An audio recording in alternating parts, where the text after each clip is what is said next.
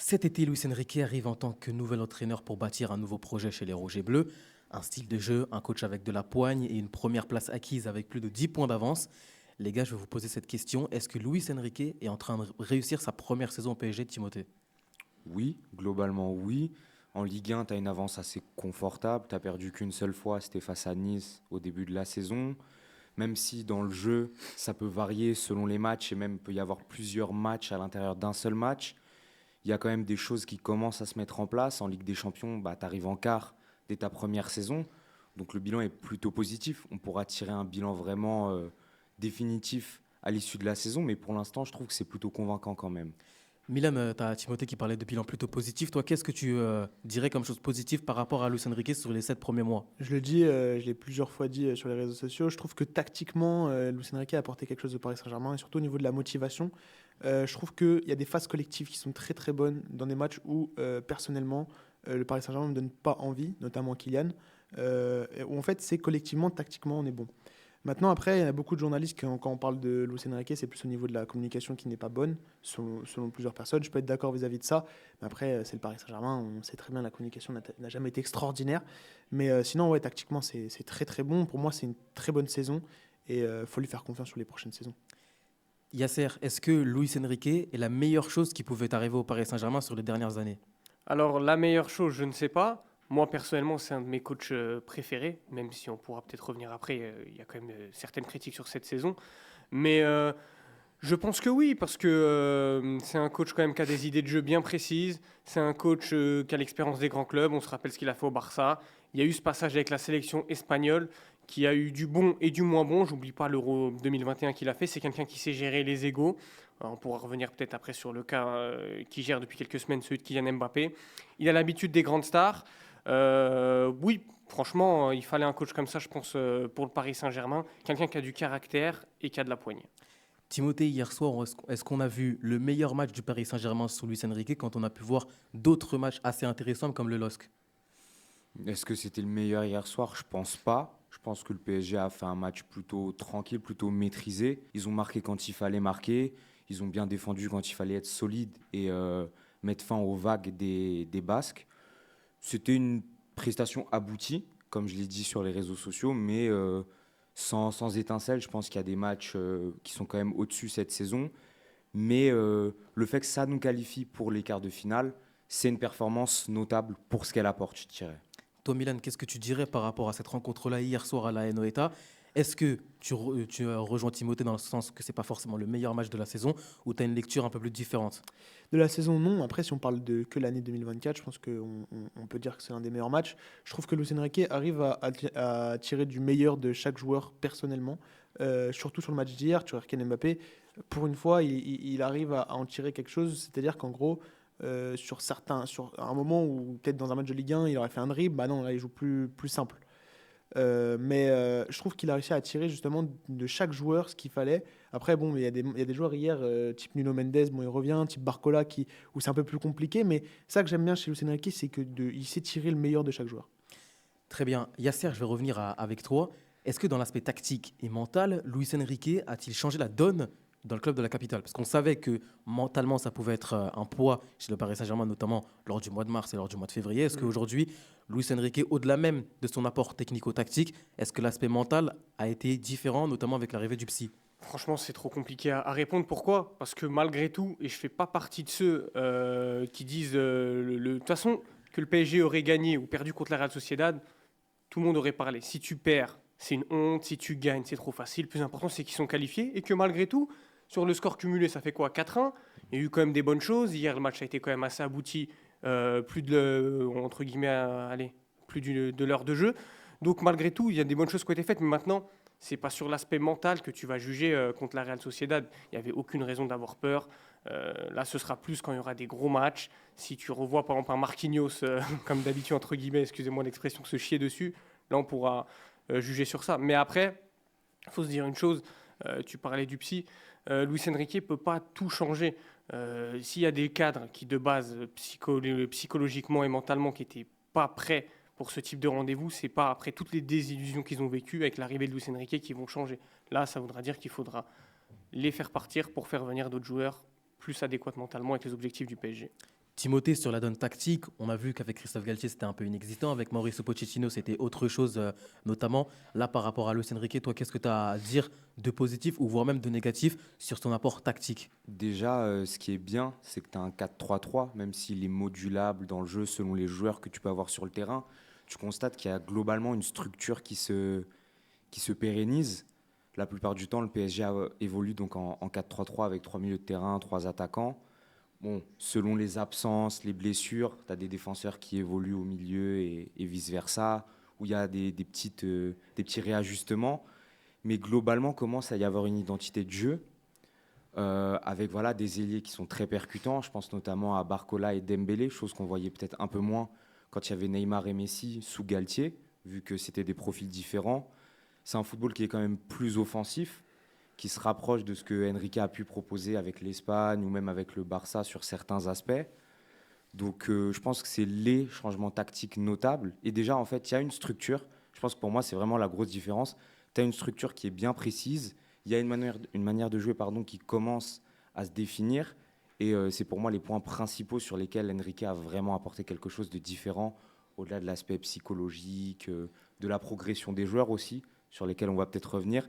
C'est un coach qui a permis l'éclosion de pas mal de joueurs cette saison, notamment Bradley Barcola, Ugarte qui avait fait un très bon début de saison, même Vitinha, sur lequel je tapais beaucoup l'an dernier, à juste titre selon moi, mais qui cette saison me fait faire mon mea culpa. Donc il y a quand même pas mal de positifs là, pour toutes les raisons que je viens de vous citer. On a parlé d'aspect tactique, on a parlé d'aspect mental, mais toi, Milan, il faut revenir aussi sur un point qui est quand même assez important dans la philosophie de jeu de Luis Enrique, c'est l'aspect technique. Aujourd'hui, est-ce que c'est réellement le point faible numéro un de ce Paris Saint-Germain-là, ou toi, tu en vois d'autres? Non, après, on sent qu'il y a pour moi des problèmes défensifs. Voilà, on a du mal à trouver justement notre charnière. Hier, tu le sens, ça marchait bien avec Beraldo et Hernandez en centrale. Et, euh, et quand Hernandez est passé à gauche, bah, on se prend un but. Beraldo a fait un très bon match, mais fait une erreur dans les dernières minutes. Donc on peine à trouver justement cette structure défensive. Après, franchement, non. Luis Enrique, mis à part ça, si, il y a aussi les duels aériens. À l'époque, on se rappelle qu'on mettait beaucoup de buts sur des têtes. Thiago Silva, Danilo, Marquinhos, qui mettaient beaucoup de têtes. Aujourd'hui, on en met très peu, et même on s'en prend beaucoup défensivement. Donc, pour moi, s'il y a des défauts, ouais, il y a des défauts défensifs et dans les duels aériens. Yasser, aujourd'hui, si on essaie d'aller un petit peu plus loin dans la réflexion avec Luis Enrique et qu'on essaie d'avoir une vision un peu plus large sur le long terme ou moyen terme, est-ce que selon toi, le réel but de Lucho, c'est de bâtir, entre guillemets, une dynastie comme a pu le faire Jürgen Klopp et changer un peu beaucoup de choses au Paris Saint-Germain, ou alors construire des bases solides pour l'avenir du club, un peu comme a fait Mourinho avec le Real Madrid? Non, ça c'est utopique de dire ça. Et même Mourinho, il n'avait pas comme idée première, bien évidemment, que son objectif c'est de gagner lui-même avec le PSG. Qui vient dans un club en se disant, à part, et même là encore, des gars qui viennent dans leur club de cœur, tu sais, un mec comme Xavi, même et encore, ça a été prouvé qu'il y a même des légendes qui disent c'est leur club de cœur, mais qui pensent à leur intérêt, qui peut se dire, bon, je pars parce que pour l'avenir du Barça, c'est meilleur. Ce genre de cas, ça peut exister, ok. Bien sûr que Luis Enrique, là, il est là. C'est pour s'installer sur le long terme. Et il va tout faire pour. Maintenant, on sait très bien qu'au PSG, c'est très très compliqué. Moi, j'oublierai jamais les 7 premiers mois de Thomas Tuchel, où je trouve avant la déroute à Manchester, c'était très bien, que ce soit tactiquement, que ce soit mentalement, que ce soit dans sa gestion des cadres. Je me rappelle quand il avait mis Rabiot et Mbappé sur le banc, quand ils sont arrivés en retard à la causerie avant le Classico. Mais après, il a vu que c'est trop dur. Maintenant, Luis Enrique, lui, il a un avantage, c'est qu'il n'y a plus ces stars-là, et il va se débarrasser de la dernière grosse star qui est Kylian Mbappé.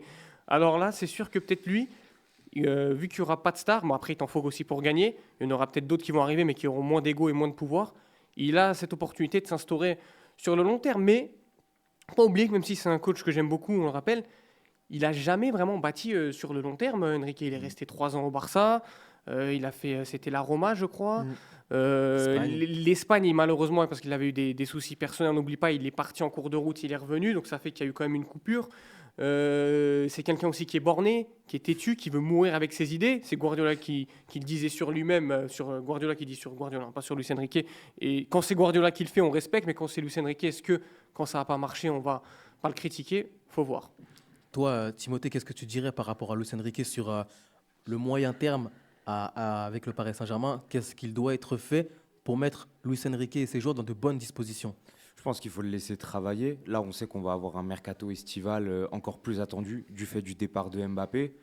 Je pense qu'il faut le sonder. Il faut voir aussi quel joueur il prévoit pour remplacer Mbappé, mais pas que pour remplacer Mbappé. Il faut aussi voir comment tu veux renforcer ton équilibre, parce que je pense qu'au milieu, l'arrivée d'un milieu de terrain à vocation plutôt défensive serait bienvenue.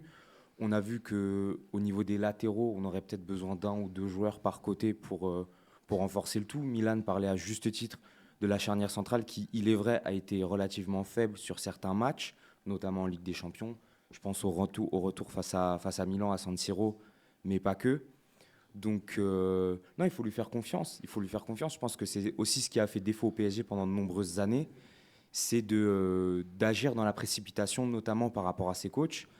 Il faut essayer, en fait. Il ne faut pas avoir peur d'oser, de prendre des paris, que ce soit au niveau des joueurs, au niveau des coachs.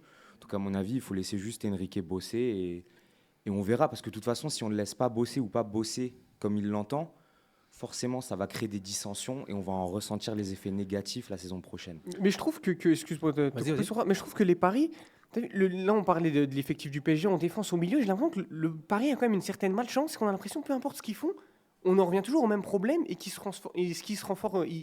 renforce pas. Au milieu, les paris, même en défense, ils ont eu lieu. Tu recrutes des Beraldo, des Ugarte, des Vitinha. Ça marche, des fois ça marche pas. Ugarte fait un bon début de saison, maintenant tout le monde veut le mettre dehors. Vitinha, ça dépend des périodes. Il y a eu un moment, ils recrutent que des stars. Et ben, les stars, quand elles viennent chez toi, les Ramos, les Messi et tout, elles aussi, ben, elles sont en fin de carrière ou elles ont plus le même niveau qu'avant. Donc il y a une certaine malchance, je trouve, dans le recrutement du PSG. Et je sais pas ce serait quoi la solution parce qu'ils ont testé les deux. Et la meilleure chose, ce serait, je pense, de recruter quand même des joueurs de haut niveau, mais qui sont encore dans la force de l'âge, du style Joshua Kimmich, par exemple. Guimarães. Voilà, ce Guimarães, que je pense Paris ne devra pas louper. Ce serait une très belle opportunité. C'est ce genre de joueurs qui doivent aller recruter. Parce que là, c'est soit tu recrutes les cadres trop vieillots, soit tu recrutes les jeunes à Paris et ça marche Ouais, pas. il faut prendre des joueurs confirmés. On Mm. a pu le voir avec le recrutement d'Hernandez cette saison. C'est un des patrons du Paris Saint-Germain. Clairement, ouais. Même dans l'envie et dans le jeu, c'est un très très bon joueur. Et bien qu'en plus, beaucoup de supporters, par exemple, ne voulaient pas, dû à ses frasques et à son. Et c'est normal, hein. Et c'est Son normal. appartenance. Pour l'instant, il prouve et même il montre aux Parisiens, et moi je l'aime beaucoup, que en fait, il est là pour bosser avec le Paris Saint-Germain et que maintenant, c'est son maillot et c'est son club. Et tu regardes cette saison, Hernandez, c'est l'un des joueurs les plus constants. Et quand même, le joueur vient quand même de sortir d'une grosse blessure. Il était plus trop en confiance au Bayern. Il arrive ici avec quand même une stature et il confirme. Donc en fait, il faut juste prendre des joueurs confirmés, pas des stars, pas des paris. Voilà, Vitinha, c'est un pari. Ugarte, comme tu l'as dit, c'est des paris. Il faut prendre des joueurs qui, justement, dans leur club, n'ont jamais été non plus dans le... voilà, des joueurs constants et bons, et surtout qui ont confirmé en Europe aussi. Des joueurs confirmés, il faut laisser bosser Luis Enrique. Ce seront les mots de la fin de ce premier sujet concernant l'apport de Luis Enrique au Paris Saint-Germain sur ce premier début de saison.